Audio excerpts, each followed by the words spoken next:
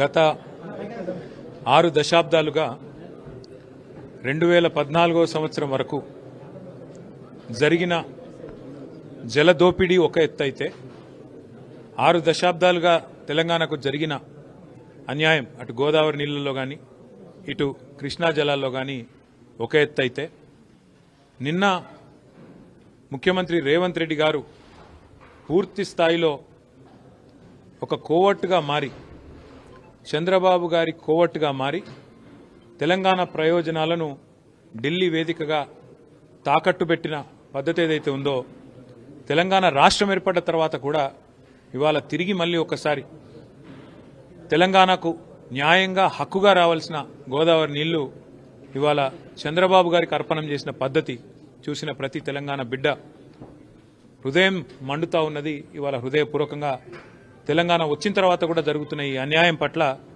ప్రతి తెలంగాణ బిడ్డ హృదయం ఆక్రోశిస్తున్నది. వాస్తవం ఏంది అంటే సరిగ్గా 48 గంటల కిందట రేవంత్ రెడ్డి గారు స్పష్టంగా చెప్పినారు, చర్చించేది బనకచెర్ల గురించి అయితే నేను పోను అని మీడియా లీకులు ఇచ్చింది రేవంత్ రెడ్డి గారే. మరి 24 గంటల్లో ఏం మారింది, ఎవరి ఒత్తిడి వచ్చింది, ఏ కారణం చేత ముఖ్యమంత్రి గారు మరే కార్యక్రమం లేకుండా కేవలం చంద్రబాబు నాయుడు గారిని కలిసేదానికి ఢిల్లీ దాకా పోయినారు.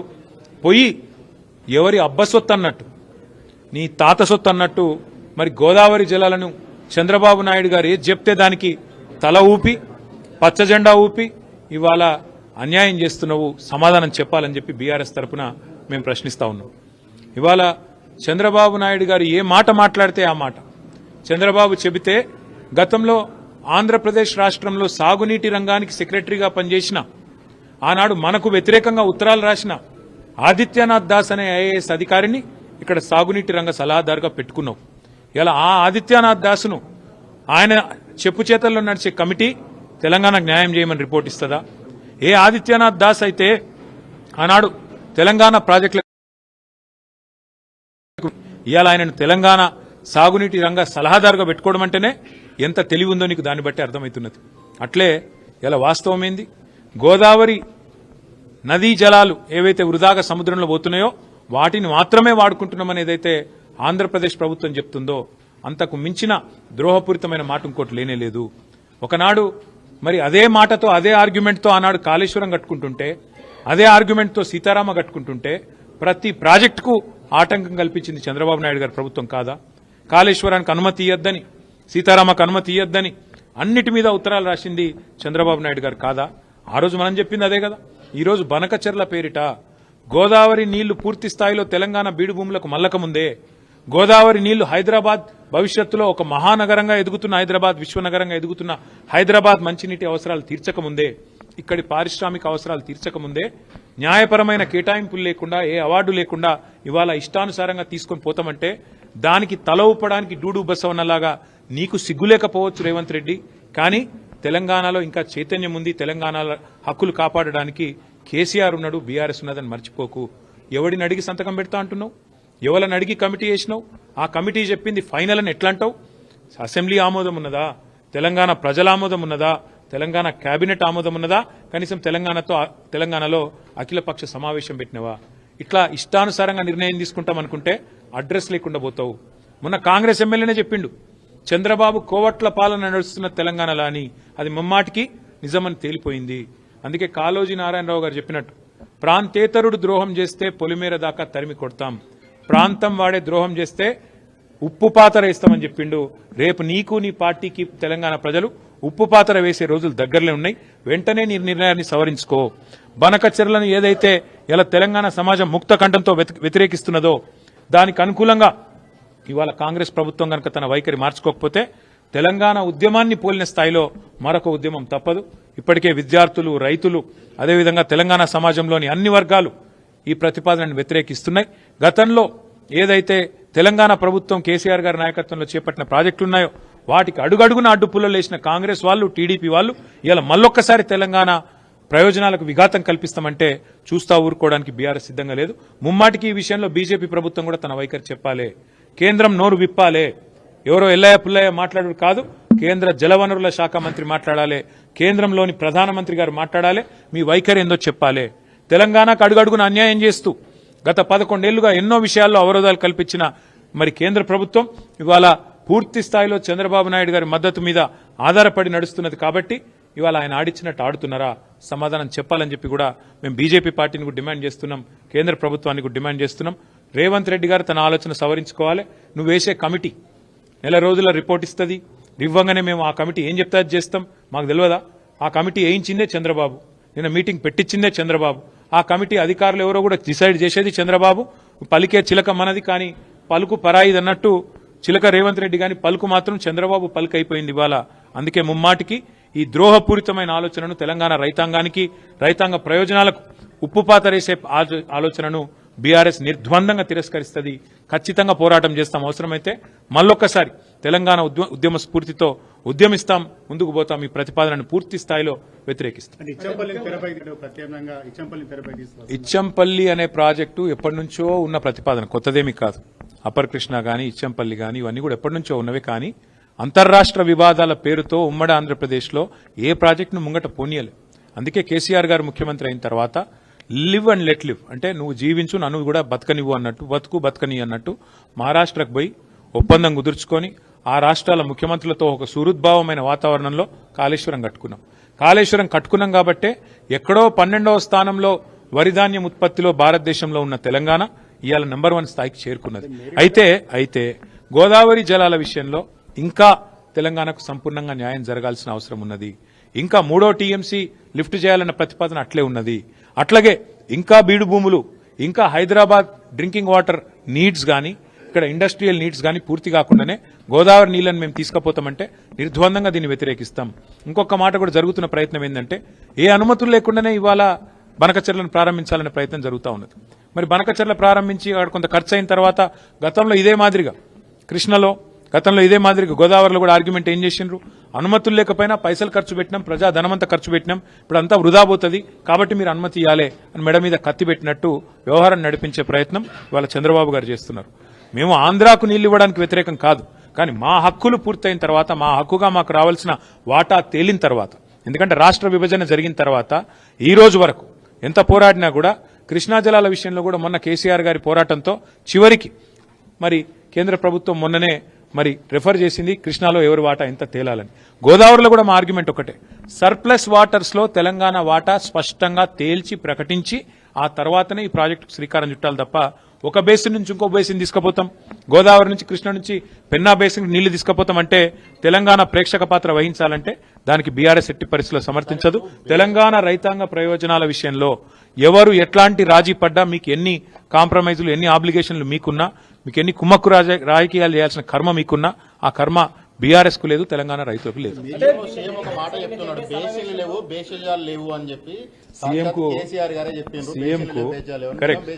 కరెక్ట్, సీఎం కు ఏ బేసిన్ లో ఏ ప్రాజెక్ట్ ఉందో తెలియదు. ముందు ఆయన ట్యూషన్లు చెప్పించుకొని ఏ బేసిన్ లో ఏ ప్రాజెక్ట్ ఉందో తెలుసుకుంటే, బేసిన్లు బెండకాయలు ఆయనకు అంత సీన్ లేదు. అదే ఎప్పుడో నేను చెప్పిన ఇదివరకే, పందికి ఏం తెలుసు గంధం చెక్క వాసన అన్నట్టు రేవంత్ రెడ్డికి ఏం తెలుసా ఇరిగేషన్ గురించి? ఆయనకు తెలిసేది ఒకటే, రియల్ ఎస్టేట్ దందాలు, బ్లాక్ మెయిల్లు, ఏ సర్వే నెంబర్లో ఎవరో కబ్జా పెట్టచ్చు, ఏడ భూములు గుంజుకోవచ్చు. ఈ పని చెప్పమంటే రేవంత్ రెడ్డి చెప్తాడు. ఏ వాగు ఎక్కడుంది, ఏ వంక ఎక్కడుంది, ఏ నది ఎక్కడుంది, ఏ చెరువు ఎక్కడుంది, ఏ కుంట ఎక్కడుంది, ఎన్ని టీఎంసీల నీళ్లు తెలంగాణ. ఈరోజు అడగండి రేవంత్ రెడ్డి గారిని. చర్చ అన్నాడు, మొన్న చర్చ అన్నాడు, మమ్మల్ని పిలిచిండు, సవాల్ చేసిండు. మళ్ళీ మేము పోతే పిరికి సన్నాసిలాగా పారిపోయిండు. మళ్ళీ నిన్న డైలాగులు కొడతాడు, నాగార్జున సాగర్ చర్చ వస్తావా కట్ట మీద అని. నేను అడుగుతున్నా రేవంత్ రెడ్డిని, నాగార్జున సాగర్ కట్టినప్పుడు, శ్రీశైలం కట్టినప్పుడు నువ్వు ఉన్నావు అసలు రాజకీయంలో? నువ్వు ఏ పార్టీలో పుట్టినావు? నువ్వేదో కాంగ్రెస్ లో పుట్టినట్టు, కాంగ్రెస్ ని నువ్వు పుట్టించినట్టు డైలాగులు ప్రజలన్నీ చూస్తున్నారు. వాస్తవం ఏంది కేసీఆర్ గారు చెప్పిన దానిలో కూడా ఖచ్చితంగా రాయలసీమ కూడా మంచిగా ఉండాలని కోరుకున్నాం, ఆంధ్ర ప్రజలు కూడా బాగుండాలని కోరుకున్నాం. కానీ ఏం కోరుకున్నాం మేము? మా రాష్ట్ర ప్రజల ప్రయోజనాలు నెరవేరిన తర్వాత, తెలంగాణ రైతాంగం ప్రయోజనాలు సమృద్ధిగా పూర్తి స్థాయిలో డిఫైన్ చేయబడ్డ తర్వాత, గోదావరి మిగులు జలాల్లో మా వాటా తేలాలి, నికర జలాల్లో మా వాటా తేలాలి, కృష్ణలో మా వాటా తేలాలి, మా అవసరాలు పూర్తి కావాలి. ఆ తర్వాత కిందికి పోయే నీళ్లు మీరు వాడుకోండి, మేము వద్దంటలేం. కానీ ఏవి తేల్చకుండానే మరి బడితున్నోందే బర్రె అన్నట్టు ఇలా మా కేంద్ర ప్రభుత్వం చుట్టూ మా చేతులుంది, బీజేపీ మేము చెప్పినట్టు ఆడుతుంది, మా శిష్యుడే ఇవాళ తెలంగాణ ముఖ్యమంత్రి కాబట్టి నేను ఆడిచ్చినట్టు ఆడాలి అని చెప్పి చంద్రబాబు నాయుడు గారు అనుకుంటే, దానికి శిష్యుడు వంత పాడితే గురుదక్షిణ చెల్లించుకోవాలనుకుంటే, గోదావరి నీళ్లను సంతర్పణ చేయాలనుకుంటే మేము గమన కూర్చోవాలా? తెలంగాణ వాటా తేల్చండి.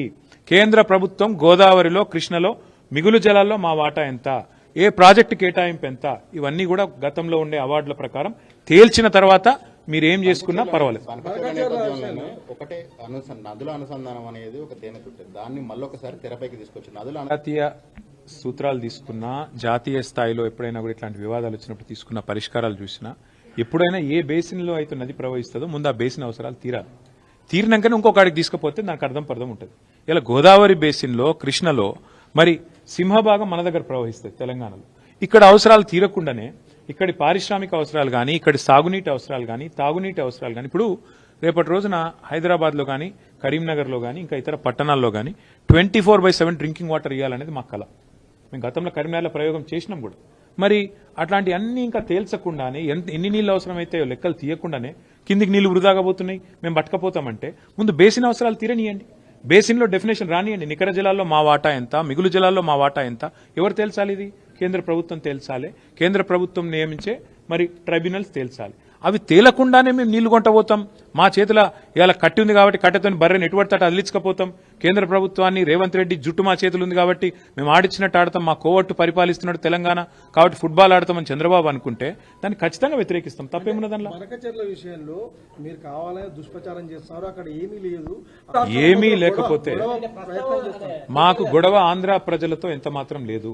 ఆంధ్రాలో ఉండేది కూడా రైతులే, ఆంధ్రాలో ఉండేది కూడా ప్రజలే. వాళ్ళ మంచి కోరుకునే వాళ్ళని తప్ప వాళ్ళు చెడు కోరుకోం. కానీ మేమేమంటున్నాం, తెలంగాణలో ప్రవహించే సింహభాగం ప్రవహించే గోదావరిలో కానీ, కృష్ణలో కానీ మా హక్కు తేల్చండి అని కేంద్రాన్ని అడుగుతున్నాం. తప్పేముంది? మా హక్కు మా వాటా తేలకుండా నికర జలాల్లో, మిగులు జలాల్లో ఇష్టం వచ్చినట్టు గుంజుకపోతామంటే కుదరదు అని చెప్తున్నాం. మరి మీరు చెప్పే స్ఫూర్తి కరెక్ట్ అయితే మరి కాళేశ్వరం కట్టినప్పుడు అడ్డుకున్నది ఎవరు? చంద్రబాబు నాయుడు కాదా? ఉత్తరాలు రాసింది ఎవరు? ఇదే ఆదిత్యనాథ్ దాస్ కాదా? ఉత్తరాలు రాసి కేంద్ర ప్రభుత్వంలో మీ పలుకుబడిని ఉపయోగించి మా ప్రాజెక్టులను అడ్డుకునే ప్రయత్నం చేయలేదా? మేము అడ్డుకుంటలేం. మేమేమంటున్నాం? ఇవాళ స్పష్టంగా మా వాటా తెలుసండి. రేవంత్ రెడ్డి అబ్బసొత్తు తాత జాగీర్ కాదు గోదావరి నీళ్లు. రేవంత్ రెడ్డి ఇష్టం వచ్చినట్టు సంతర్పణ చేస్తానంటే తెలంగాణ ప్రజలు ఊకోరు. నెల రోజుల్లో కమిటీ వేస్తా. ఎవరిని అడిగేస్తున్నావు కమిటీ? ఎవరిని అడిగేసినావు కమిటీ? నువ్వు చంద్రబాబు చెప్పగానే కమిటీ వేస్తావు. కమిటీ 30 రోజుల రిపోర్ట్ ఇస్తుంది. కమిటీ ఇచ్చే రిపోర్ట్ ఫైనల్ అంటావా? ఎవరికి ఫైనల్? నీకు ఫైనల్ కావచ్చు. తెలంగాణ ప్రజలకు, తెలంగాణ రైతులకు ఎట్లా ఫైనల్ అవుతుంది? నీకు అంతగానం ఉంటే నీ ఇంటి నీ ఇల్లు అమ్మి చంద్రబాబుకు విగ్రహం కట్టు, మేము వద్దంటలేం. కానీ నువ్వు చేస్తున్నదేంది? తెలంగాణ ప్రయోజనాలు శాశ్వతంగా మరి నేను చంద్రబాబుకు దారాదత్తం చేస్తానంటే మేము ఆంధ్ర ప్రజలకు వ్యతిరేకం కాదు, ఆంధ్ర రైతాంగానికి వ్యతిరేకం కాదు. కానీ తెలంగాణ రైతుల ప్రయోజనాలు నెరవేరే విధంగా ముందు కేంద్ర ప్రభుత్వం మీద ఒత్తిడి తెండి. నిన్న జరిగిన మీటింగ్ ఎపెక్స్ కౌన్సిల్ మీటింగ్ కూడా కాదు. మరి ఎపెక్స్ కౌన్సిల్ మీటింగ్ కాదు, ఇన్ఫార్మల్ మీటింగ్ అని ముఖ్యమంత్రి చెప్తున్నాడు. మరి ఇన్ఫార్మల్ మీటింగ్లో తీసుకునే నిర్ణయం, అందులో వేసే కమిటీ, దానికి ఉండే చట్టబద్ధత, దానికి ఉండే ఆమోదయోగ్యత ఏ పార్టీదండి నాకు అర్థం కాదు. ఈ రకంగా అడ్డగోలుగా మాట్లాడి తెలంగాణ రైతాంగాన్ని కించపరుస్తా అంటే మేము ఊరుకుంటామా? సార్ ఇంకొకటి, కృష్ణా బోర్డు కూడా ఇప్పుడు ఆంధ్రప్రదేశ్ లో పెడతారా అంటారు. అది కూడా ఎంత సిగ్గుమాలిన పని అంటే, మొన్నటిదాకా బీఆర్ఎస్ ప్రభుత్వం ఉన్నంతకాలం 2 బోర్డులు హైదరాబాద్లో ఉన్నాయి. Godavari river management board, KRMB 2 ఇక్కడనే ఉండే ఆఫీసులు. ఇవాళ కేఆర్ఎంబిని ఆంధ్రాకు తరలించి అది కూడా గొప్ప విజయం అని చెప్పుకుంటాడు ముఖ్యమంత్రి. ఇది నవ్విపోదురుగాక నాకేమి సిగ్గన్నట్టు ఉన్న ఆఫీస్ ఎత్తగొట్టి, ఉన్న ఆఫీస్ ఉడగొట్టి సిగ్గు లేకుండా ఇంకా నేనేదో గొప్ప విజయం సాధించిన అని చెప్పి మాట్లాడితే ప్రజలకు అర్థం కాదనుకుంటున్నాడు రేవంత్ రెడ్డి. నేను అడుగుతా ఉన్నా. చివరిగా నేను అనేది, ఈ విషయంలో అందరికంటే ఎక్కువ బాధ్యత ఉన్నది కేంద్ర ప్రభుత్వానికి. వాళ్ళు స్పందించాలి. ఇట్లా ఇష్టం వచ్చినట్టు చంద్రబాబు ఆడిచ్చినట్టు ఆడతామని కేంద్రము రేవంత్ రెడ్డి తల ఊపితే ఇక మిగతా సంగతి తెలంగాణ ప్రజలు చూసుకుంటారు. బీజేపీ సంగతి, కాంగ్రెస్ సంగతి తెలంగాణ ప్రజలు చూసుకుంటారు. పనిచేసిండు కృష్ణా బోర్డును అప్పచెప్పుడా? పనిచేసుడంటే కృష్ణా బోర్డును ఆంధ్రాకు తరలించుడా? లేదా గోదావరి మిగులు జలాల్లో మరి లేని హక్కును ఆంధ్రాకు దారాదత్తం చేయడం ఏంది పని? లేకపోతే ఆంధ్ర ప్రాజెక్టులకు ఆనాడు ప్రతిపాదిస్తూ తెలంగాణ ప్రాజెక్టులను వ్యతిరేకిస్తూ ఎవరైతే ఉత్తరాలు రాసిండో ఆయన తీసుకొచ్చి సాగునీటి సలహాదారుగా పెట్టడమా? లేదా కేసీఆర్ గారు బ్రహ్మాండంగా తెలంగాణలో ఒక సంక్షేమ వాతావరణం తీసుకొస్తే, పండుగలాగా వ్యవసాయాన్ని చేస్తే, వరిధాన్యం ఉత్పత్తిలో భారతదేశంలో నెంబర్ 1 చేస్తే, ఇలా కేసీఆర్ మీద కోపంతో కన్నెపల్లి మోటార్లు ఆన్ చేయకుండా మిడ్ మానేర్ నిండబెట్టి మొత్తం రాష్ట్రంలో పంటలన్నీ ఎండుతుంటే, ఇవాళ కరువు వాతావరణం ఉంటే, కిందికెళ్లి నీళ్లు లక్షల క్యూసెక్ల నీళ్లు కిందికి పోతుంటే గుడ్లప్పగిచ్చి చూడడమా తెలంగాణ సాగునీటి రంగంలో ఆయన సాధించిన విజయం? గోదావరిలో ఈరోజు బ్రహ్మాండంగా మోటార్లు ఆన్ చేస్తే కన్నెపల్లిలో ఏ కరువు ఛాయలు లేకుండా ఇలా నారుమల్లు పోసుకున్న రైతులు ఎదురు చూస్తున్నారు. ఎప్పుడు వాన పడుతుంది? ఊళ్ళల్లో కప్పలను వేసుకొని ఇలా పూజలు చేస్తాను వానలు పడాలని. అట్లాంటి పరిస్థితుల్లో రాష్ట్రం ఉంటే, రాష్ట్ర రైతాంగం ఉంటే, సోయిలేనోడు ముఖ్యమంత్రి, జై తెలంగాణ అని ముఖ్యమంత్రి తెలంగాణ నీళ్లను దారాదత్తం చేస్తుంటే బీఆర్ఎస్ ఊకుంటుందా? ఖచ్చితంగా కొట్లాడతాం, గొంతు విప్పి పోరాడతాం. చివరిదాకా తెగించి కొట్లాడాలి. అంటే మేమే జవాబు పెడతామని కాంగ్రెస్ అని చెప్పి నిన్న రేవంత్ రెడ్డి చెప్పారు. అంటే హక్కుల గురించి మేము ప్రశ్నిస్తే రెచ్చగొట్టడం అవుతుందా? గోదావరి నీళ్లలో మిగులు జలాల్లో తెలంగాణ వాటా ఎంత, తెలంగాణ ప్రభుత్వం అడిగింది ఎంత, నిన్నటి మీటింగ్ లో కేంద్ర ప్రభుత్వం చెప్పింది ఏంది? ఏది తేలకుండానే 30 రోజుల్లో కమిటీ వేస్తా, కమిటీ రిపోర్ట్ ఇచ్చి తెలంగాణ ప్రాజెక్టులేమో దశాబ్దాల పాటు, ఒకటి కాదు రెండు కాదు, దశాబ్దాల పాటు అంతర్రాష్ట్ర వివాదాల పేరిట ఇంతకుముందు సోదరుడు చెప్పిన ఇచ్చంపల్లి గాని, దేవాదుల గాని, ఇంకా తొమ్మిడిహట్టి గాని, ఇంకోటి గాని, ఇవన్నీ కూడా అంతర్రాష్ట్ర వివాదాల పేరిట దశాబ్దాలు నలిగినా రేవంత్ రెడ్డి కాంగ్రెస్ కి చీమగుట్టినట్టు అనిపించేది. కానీ చంద్రబాబు అడగంగానే 30 రోజులు రిపోర్ట్ రావాలి, 31వ రోజు గోదావరి జలాలు కింది కురకాలి, పొంగి పొరలాలి, తెలంగాణ మాత్రం ఎండాలి. ఇదా నీతి. అందుకే మేము అంటున్నాం, ఎవడు అబ్బసొత్తని ఇస్తావు నువ్వు గోదావరి జలాల మీద హక్కు? ఎవడు చెప్పిండు నీకు 30 రోజుల కమిటీ ఒప్పుకోమని? ఆ కమిటీ జనరల్ ఏ కమిటీ అయినా, ఆఫీసర్స్ కమిటీ కానీ, ఎక్స్పర్ట్స్ కమిటీ కానీ, it is merely advisory in nature. వాళ్ళు చెప్పేది ఏది కూడా అల్టిమేట్ గా ప్రభుత్వం మళ్ళీ చర్చ పెట్టి అసెంబ్లీలో, కేబినెట్ లో, ప్రజా సమక్షంలో అవసరమైతే అఖిలపక్షం పెట్టి ఒప్పించి మెప్పించి మన హక్కుల గురించి ఏం చేస్తున్నామో తెలంగాణ ప్రజలకు చెప్పి పారదర్శకంగా ఆ తర్వాత జెండా ఊపాలి. ప్రస్తావన రాలేదు. దాని గురించి సిగ్గు శరం ఉంటే రేవంత్ రెడ్డికి, ఏమన్నా సిగ్గు ఇజ్జత్ మానం ఉంటే, నిన్న ఏమన్నాడండి ఆంధ్ర ఇరిగేషన్ మినిస్టర్ రామానాయుడు గారు అనుకుంటా ఆయన పేరు, బయటకు వచ్చి ఏం చెప్పిండు? ఇలా ఆంధ్రప్రదేశ్ ఎడిషన్ లో పేపర్లు ఏం రాసినాయి? చంద్రబాబు నాయుడు గారు ఏం చెప్పారు? సాక్షి తీయండి, ఈనాడు తీయండి, ఆంధ్రజ్యోతి తీయండి, ఆంధ్ర ఎడిషన్ చూడండి. స్పష్టంగా చెప్పిండు చంద్రబాబు నాయుడు గారు. మీటింగ్ పెట్టిందే బనకచెర్ల కోసం. ఎజెండా నెంబర్ 1 బనకచెర్ల కాదంటాడా రేవంత్ రెడ్డి? అజెండా ఐటమ్ చూపెట్టమంటారా? ఇప్పుడు నెంబర్ 1 ఐటమే బనకచెర్ల. లేదని బుకాయించడం ముఖ్యమంత్రికి తగునా? నిమ్మల రామానాయుడు గారు బయటకు వచ్చి చెప్పినారు, ఆంధ్ర ఇరిగేషన్ మంత్రి గారు, మేము అడిగినాం బనకచెర్ల గురించి, రేవంత్ రెడ్డి ఒప్పుకున్నాడు, కమిటీ వేసినాం, 30 రోజుల్లో ఓడిచిపోతుంది, 31వ రోజు మా శిష్యుడే కాబట్టి ఆడిచ్చినట్టు ఆడతాడు, ఆయన జుట్టు మా చేతులుంది, ఓటుకు నోటు కేసు ఇంకా ఉన్నది, కాబట్టి ఏమన్నా చేస్తాం అని ఫుట్బాల్ ఆడుతున్నారు. చంద్రబాబు కోవట్ను పెట్టుకుని ఇలా తెలంగాణ ప్రజల ప్రయోజనాలు, తెలంగాణ రైతుల ప్రయోజనాల పట్ల శాశ్వతంగా విద్రోహం చేసే ప్రయత్నం చేస్తున్నారు. అర్థం కాదు ఏముంది ఇలా. రేవంత్ రెడ్డి అబద్ధాలు ఆడుతున్నాడు. ఈ బనకచెర్ల నిజం చెప్తున్నారు మీరు అనుకుంటుర్రా? పొరపాటున రేవంత్ రెడ్డికి శాపం ఉన్నది. నిజం చెప్తే తల 1000 ముక్కలు అవుతుందట. ఎన్ని నిజాలు చెప్పిండండి రేవంత్ రెడ్డి? యాద్ చేసుకోండి మీరు. రుణమాఫీ చేస్తా అన్నాడు డిసెంబర్ 9. అయిపోయిందా రుణమాఫీ? 2500 ఇస్తా అన్నాడు, మహిళలకు ఇచ్చేసిండా? 6 గ్యారెంటీలు అమలైనాయా? 4000 పెన్షన్లు అయిపోయినాయా? సోనియమ్మ పంపుతుందన్నాడు తులం బంగారం వచ్చిందా? స్కూటీలు వచ్చినాయా? ఏదొచ్చింది ఒకటి చెప్పండి నాకు. రేవంత్ రెడ్డి సాధించిన విజయాలు ఒకటి చెప్పండి. సార్, స్థానిక సంస్థల ఎన్నికలకు సంబంధించి 42% రిజర్వేషన్ మొక్కలుంది ప్రజల్లోకి. సో కాంగ్రెస్ పార్టీ ఏం చెప్పినా, ఎన్ని రకాల విన్యాసాలు చేసినా ఒకటి వాస్తవం, వాళ్ళ చేతుల్లో ఉన్నాయేమో చేయరట. కాంగ్రెస్ ఏం చెప్పింది? బీసీలకు బీసీ డిక్లరేషన్ లో సంవత్సరానికి 20,000 కోట్ల బడ్జెట్ పెడతా అన్నాడు. 5 ఏళ్లలో 1,00,000 కోట్ల బడ్జెట్ ఇస్తామన్నారు. బీసీలకు 42% వాటా ప్రభుత్వ కాంట్రాక్టులు ఇస్తామన్నాడు. చేతులునేమో చేయరట. OBC ministry పెడతామన్నారు. బీసీలకు 42% వాటా ఇచ్చిండా? పోనీ మినిస్ట్రీలో, పోనీ ఓబీసీ మినిస్ట్రీ పెట్టిండా? 1,00,000 కోట్ల బడ్జెట్ అన్నాడు, సంవత్సరానికి 20,000 కోట్లు అన్నాడు, పెట్టిండా? బీసీ సబ్ ప్లాన్ అన్నాడు, పెట్టిండా? అవెంత మోసము, ఇదంతే మోసము. నేతి బీరకాయల నెయ్యి ఎంత ఉంటుందో కాంగ్రెస్ పార్టీ బీసీ డిక్లరేషన్ లో కూడా బీసీల పట్ల చిత్తశుద్ధి గంతే ఉన్నది. మైసూర్ బజ్జీలో మైసూర్ ఎంత ఉంటుందో గంతే ఉన్నది తప్ప ఇందులో ఏం లేదు. బీసీలను మళ్ళొక్కసారి ఘరానా మోసంతో, ఒక కపట మోసంతో 42% రిజర్వేషన్ల పేరిట అది చెల్లదని తెలిసి ఇలా చిల్లర ప్రయత్నం ఏదైతే రేవంత్ రెడ్డి చేస్తుండో అది ఖచ్చితంగా బీసీ సోదరులే రేపు స్థానిక సంస్థల ఎన్నికల్లో బుద్ధి చెప్తారు. ఎందుకంటున్నా ఈ మాట అంటే, గతంలో ఇదే రేవంత్ రెడ్డి గారు శాసనసభలో ఏం చెప్పిండ్రు?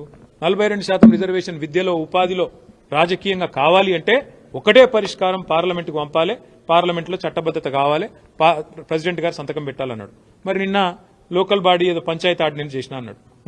మున్సిపల్ బిల్లు కూడా ఇంకా సవరించలేదు. విద్యలో, ఉపాధిలో ఏం చేస్తాడో తెలియదు. 42% అంటే కేవలం జెడ్పీటీసీ, ఎంపీటీసీల కాడికేనా, లేకపోతే జిల్లా పరిషత్లు, మండల పరిషత్లు, అదేవిధంగా విద్యలో, ఉపాధిలో అన్నిట్లో ఇచ్చేది ఉందా? అంటే ఏ రకమైన మోసమో ఇది అర్థం చేసుకోవాలని బీసీ సోదరులను కోరుతా ఉన్నా.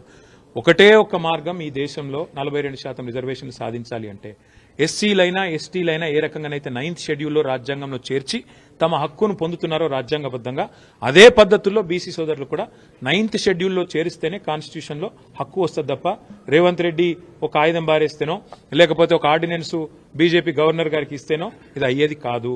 9th షెడ్యూల్లో చేరిస్తే తప్ప పరిష్కారం రాదని నేను చెప్పడం కాదు, జస్టిస్ ఈశ్వరయ్య గౌడ్ గారు లాంటి పెద్ద మనుషులు చెప్తా ఉన్నారు, చిరంజీవులు గారు లాంటి రిటైర్డ్ ఐఏఎస్ అధికారులు చెప్తా ఉన్నారు. రాజకీయం కోసం రాజకీయం చేయడం వేరు బ్రదర్. మేము కూడా గతంలో ఇదే పద్ధతుల్లో పార్లమెంటుకు ప్రెసిడెంట్ గారికి పంపాం. 37% రిజర్వేషన్ బలహీన వర్గాలకు ఇవ్వాలని మేము పంపినాం. మా ప్రభుత్వం ఉన్నప్పుడు కేసీఆర్ గారి నాయకత్వంలో ప్రెసిడెంట్ గారు సంతకం పెట్టలేదు. బీజేపీకి ఇష్టం లేదు. వాస్తవం ఏంది? చిత్తశుద్ధి లేని శివపూజలాగా ఏదో ఇయ్యాలి కాబట్టి 42% ఇచ్చినామని చెప్పుకోవడానికి చెప్తా ఉన్నారు తప్ప ఇందులో ఏ రకంగా కూడా అందులో న్యాయబద్ధత లేదు, చట్టబద్ధత లేదు, హేతుబద్ధత లేదు. ఇది బీసీ సోదరులకు అర్థమైంది. ఎవరికి అర్థమైనా కాకపోయినా ఇది మాత్రం వాస్తవం అని నేను చెప్తాను. Thank you.